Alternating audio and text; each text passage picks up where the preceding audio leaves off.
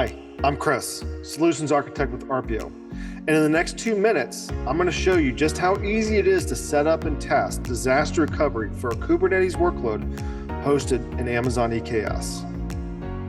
So let's start by looking at the workload we need to protect.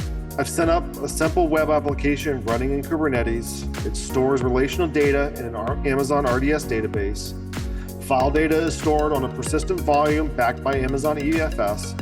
And we have caching enabled by an Amazon Elasticache Redis cluster.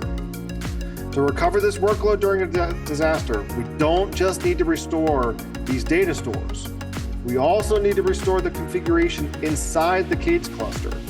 And within that configuration, we're going to find things like references to IAM roles, VPC security groups, and container images stored in Amazon ECR. All of these things need to be backed up and restored as well. So if we jump over to Arpio, it's easy to define a new workload to recover. First, Arpio is going to scan our AWS environment and discover all the resources in this region.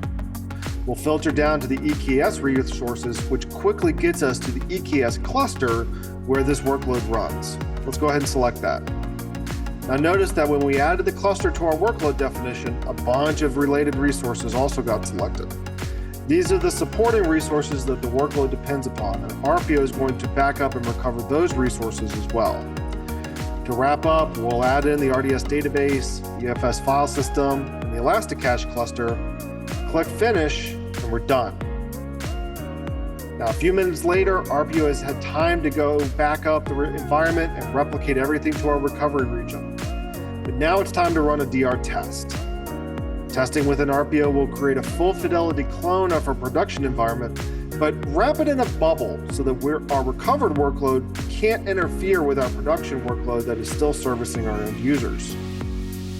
Let's start by clicking the test button. We'll choose the point in time we want to recover to and click this Network Sandbox checkbox, and that's how we're going to turn on that bubble. Finally, click the Test Recovery button and Arpio takes over. A few minutes later, our workload is recovered, and clicking over to the AWS console, we can inspect the restored cluster and see that the pods, the replica sets, the deployments, all of that internal configuration for KATES is there, but it's been rewritten to reference the AWS infrastructure that has been restored in this region. And that's it. Full disaster recovery for a KATES workload and the surrounding cloud environment with just a few clicks. I don't think it could get much easier.